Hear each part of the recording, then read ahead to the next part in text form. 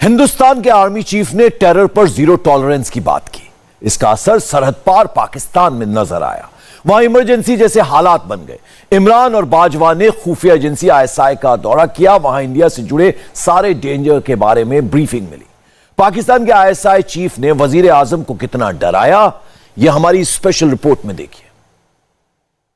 Indian army chief media पर आते हैं और वो कहते हैं कि हम चाइना से जंग के लिए तैयार हैं। घिरे हुए इमरान खान साहब अचानक दौरा करते हैं आईएसआई के हेडक्वार्टर का। मकसद क्या है और इससे किस तरह से पाकिस्तान को जो इस वक्त चैलेंजेस दरपेश हैं, जो कि सिर्फ एलओसी पर नहीं। ये जो नए डीजी आईएसआई आए हैं तो लगता है कि बहुत ही ज्यादा डिसिप्लिन्ड है। इंडियन आर्मी चीफ ने वार्निंग चीन को दी, लेकिन 24 घंटे से पाकिस्तान टेंशन में है। टीवी पर खबर देखते ही इमरान खान भागे भागे आईएसआई हेडक्वार्टर पहुंचे। बड़ी मीटिंग हुई, जनरल बाजवा भी शामिल हुए और यह मुद्दा इतना सेंसिटिव है कि पाकिस्तान में सब साइलेंट है। मुझे नहीं पता कि आईएसआई के हेडक्वार्टर में क्या क्या बातें हुई हैं। आजकल इस किस्म की बातों से थोड़ा सा गुरेज करना चाहिए। मैं इस पे बात नहीं करना चाह रहा था। इसमें दो चीजें आई हैं। खुफिया एजेंसी के हेडक्वार्टर में वजीर आजम को क्या बताया गया, ये कोई नहीं बता रहा, पर इतना तय है कि नए आईएसआई चीफ और इमरान के बीच पहले वाली बात नहीं है। जनरल फैज हमीद साहब डीजी आईएसआई थे, दौरा करते थे तो उस वक्त जो होता था वो अब नहीं हुआ। इमरान खान साहब की औकात नहीं है कोई इस तरह की पॉलिसी ला सके। पिछले 72 घंटों से पाकिस्तान में 3 खबरों का तूफान आया हुआ है। तीनों का कनेक्शन इंडिया से है। क्या इसकी वजह से ही इमरान ने आईएसआई चीफ के साथ मीटिंग की? वैसे तो पाकिस्तान में इमरजेंसी लाने के लिए जनरल नरवणे की वार्निंग ही काफी है, लेकिन इंडिया के टॉप जनरल अकेले नहीं आए, बल्कि साथ में 2 मिसाइलों की सफल टेस्टिंग की न्यूज भी लाए। There is an increase in concentration of terrorists in various launch pads, and there have been repeated attempts at infiltration across the LC, and needless to say, this once again exposes the nefarious designs of our western neighbor. But we on our part have resolved to show zero tolerance for terror, and we have committed ourselves to extract dire costs should that be forced upon us. Islamabad को सबसे ज्यादा डर Indian army chief general Naravane के zero tolerance वाले message से लग रहा है, क्योंकि एलओसी पर जीरो टॉलरेंस का ऐलान होते ही उसकी फौज मोर्चा छोड़कर भागने लगती है। एक तरफ इंडिया और चाइना की मुलाकात जारी थी, ऐसे में इंडियन आर्मी चीफ मीडिया पर आते हैं और वो कहते हैं कि हम चाइना से जंग के लिए तैयार हैं।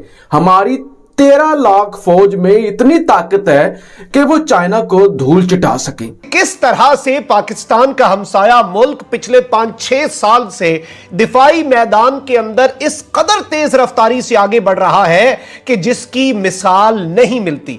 2020 के अंदर यह रिपोर्ट सामने आई कि भारत दुनिया के अंदर दिफाई अखराजात करने वाला दुनिया का 3रा बड़ा मुल्क बन चुका है। और इस हवाले से मैं आपके सामने एक रिपोर्ट भी चलवाता हूं उस टाइम की वर्ल्ड मिलिट्री स्पेंडिंग।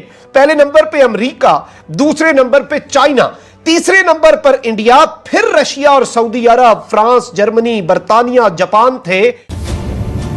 पाकिस्तान को मिली दूसरी बुरी खबर का नाम है लॉन्ग रेंज वाली ब्रह्मोस सुपरसोनिक मिसाइल। इस मिसाइल की टेस्टिंग 2 दिन पहले भारतीय नौसेना के डिस्ट्रॉयर आईएनएस विशाखापत्तनम से हुई।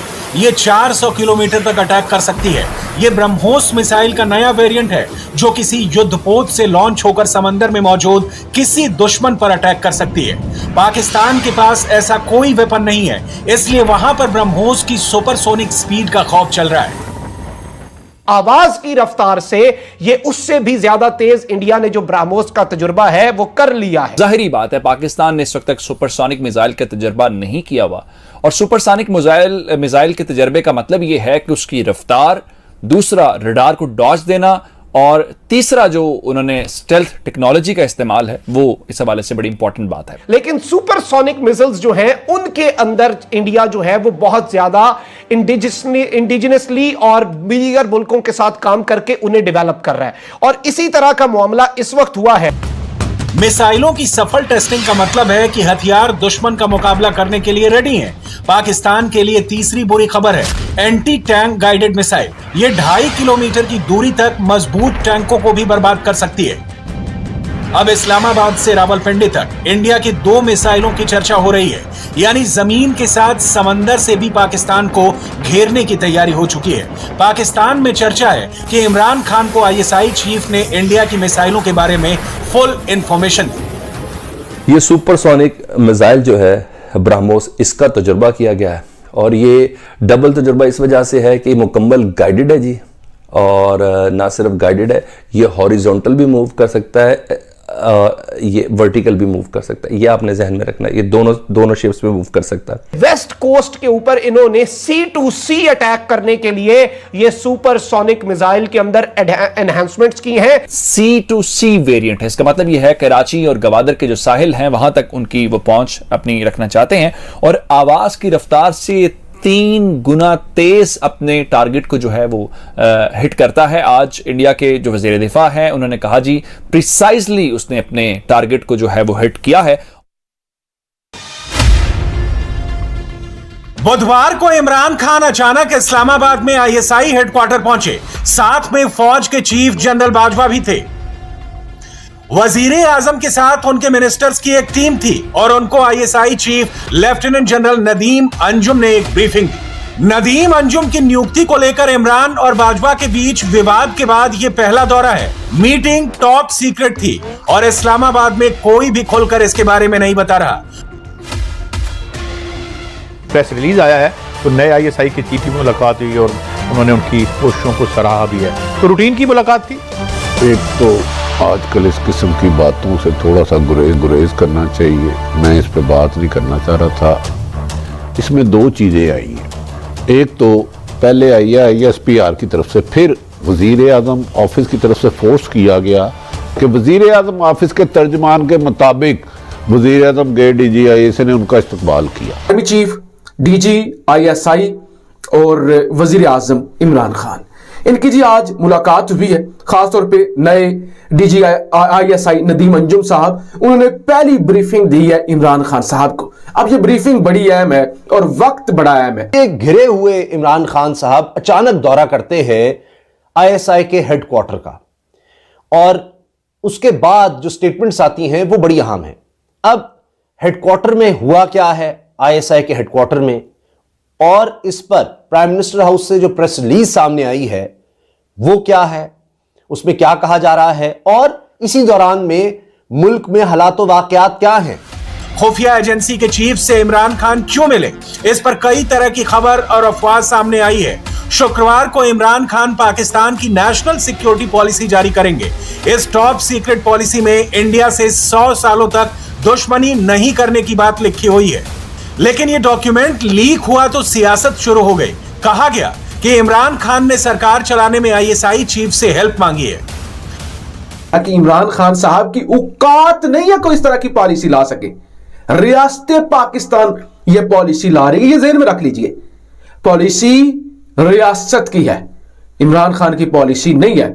और पॉलिसी पे काम पिछले 7 सालों से हो रहा है, कोई इमरान खान का क्रेडिट नहीं है। इधर पाकिस्तान के अंदर जो है वो इस्तीफे की बाज़गश भी है प्राइम मिनिस्टर इमरान खान साहब की।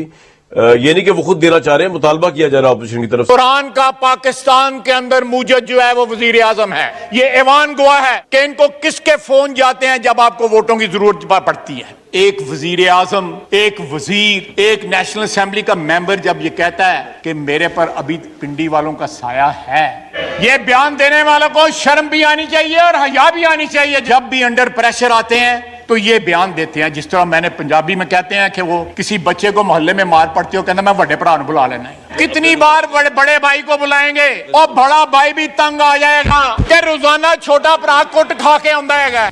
यहाँ छोटे भाई का मतलब इमरान खान और बड़े भाई का मतलब ISI और पाकिस्तानी फौज है। पाकिस्तान की पार्लियामेंट में इमरान का मजाक बन गया। बड़ी खबर यह है कि ISI चीफ से मिलकर भी इमरान की मुश्किलें कम नहीं हुई हैं। यानी पार्लियामेंट में वजीर आजम की सियासी पिटाई चलती रहेगी। जैसे इमरान खान, वैसा ही हाल बॉर्डर पर पाकिस्तानी फौज का भी है। तालिबान ने पाकिस्तान का कितना बुरा हाल किया है, इसकी जानकारी भी ISI चीफ ने दी।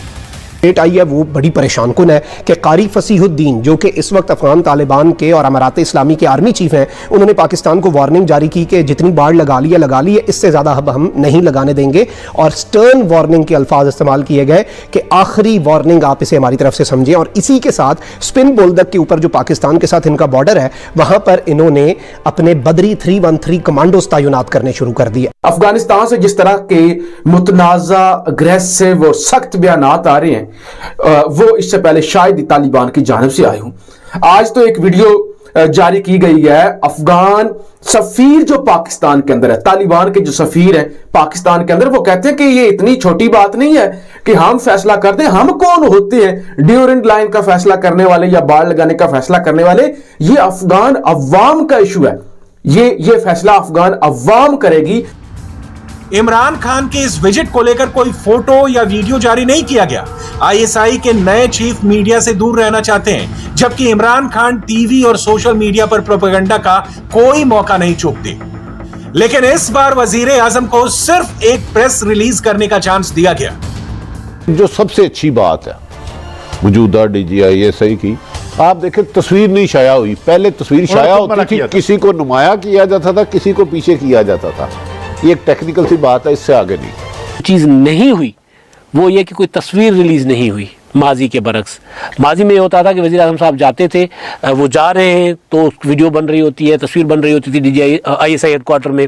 जब जा रहे होते थे फिर मीटिंग होती थी, फिर उसके बाद बॉडी लैंग्वेज को लेकर तबसरे किए जाते थे कि जी फ़लाँ के जो उस तरफ मुँह करके बैठे हुए थे, फ़लाँ के चेहरे के तासुरात ये थे, फ़लाँ के आगे गिलास पड़ा हुआ था, फ़लाँ के आगे कप पड़ा हुआ था। तो एक अजीबोगरीब किस्म के तबसरे शुरू किए जाते थे। तो एक तो ये है कि वो तस्वीर जारी नहीं हुई, तो लिहाजा किसी को तबसरा करने का मौका नहीं मिला। कुल मिलाकर आईएसआई हेडक्वार्टर में इमरान खान की पेशी हुई।